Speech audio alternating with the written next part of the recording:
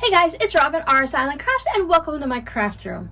I just want to pop up this little bonus video to show you that I have made a second mini stacks, and this time I'm just using two fabrics. I have this fun Halloween fabric, and then I used a green to contrast it. And let me say, it went together so much easier by using just two fabrics. It was really simple to put a Halloween stack here and a green stack here. I just took my green and put it right sides together on my Halloween, and I just kept feeding them all through until I went through all 50 of the Halloween, and of course the 50 of the green to match. And then I could decide my layout and see how they went, and to get them all kind of organized into a certain way. For whatever reason, the pumpkins just seemed to clump together right here, so I had to disperse them all.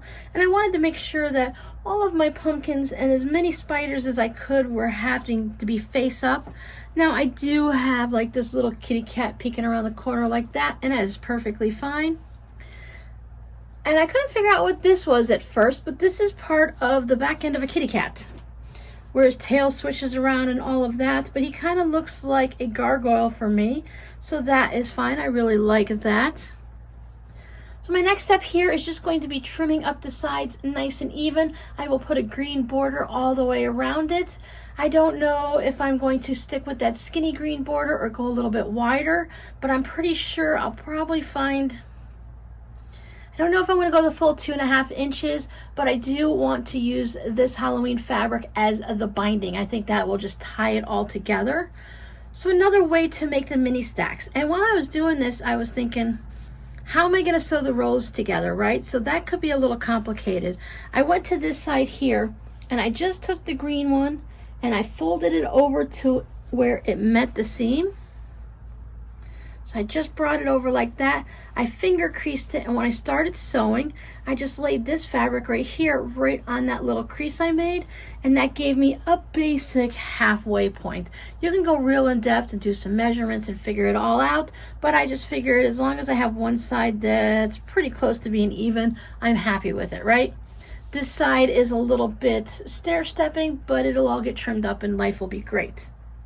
The other thought I had that I wanted to pop in and let you guys know is if you are into this wonky stack thing, you can do like I did and just choose two fabrics. And if you, well, you could change it up, like just have a variety of colors here, but always put that solid on top and make rows of 5, right? Then you can have this one be lined up straight with that. So you would have your Halloween green, and they would line up perfectly even. You then would of course have to match the seams right here because this one would be over there, but that would work out too if you don't want to get wonky, but you do like the size and look of this quilt, so you could line everything up that way. Flop your rows around so that you could have a Halloween here and a green there, so it's a checkerboard. That would be the best idea doing that. So you might have to just play with placement a little and see how you have to stitch them together. Simply sliding this row all the way to the right so that I had a Halloween starter, and then I flipped it around so this ended in green, right?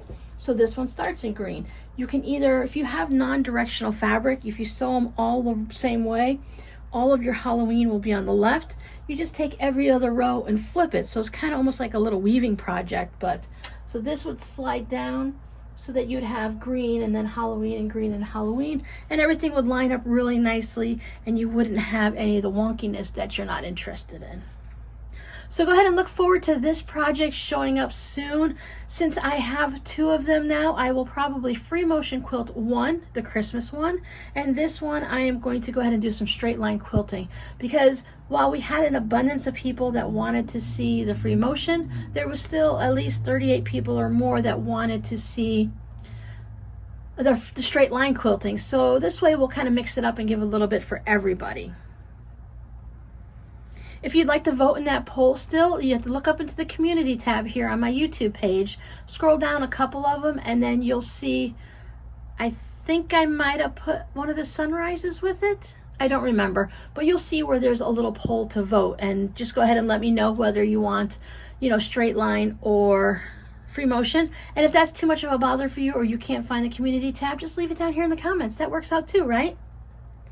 But with having 2 minis, and minis aren't that hard to, they're not time consuming like a king size quilt, so we can go ahead and take some time and talk about both quilting processes. So thanks for hanging out with me. I hope you liked my little bonus video, and I'll see you guys next time. Bye.